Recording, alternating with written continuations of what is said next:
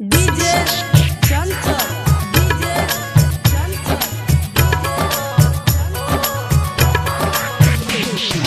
निर्मली बाजार निर्मली बाजार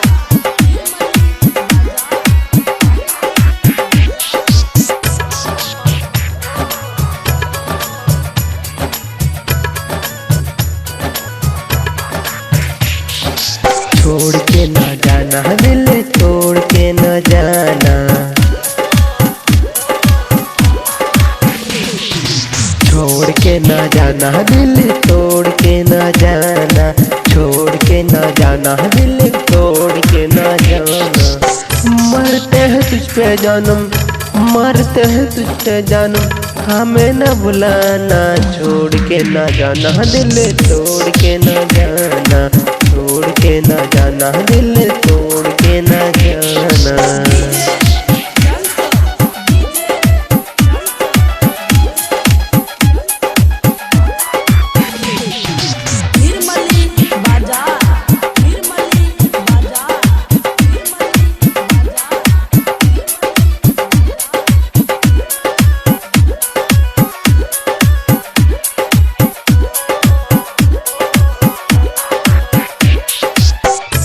तू मेरी जान है, तू ही परान है, तेरे बिना जीना है के लाश की समान है। तू ही मेरी जान है, तू ही परान है, तेरे बिना जीना है के लाश की समान है।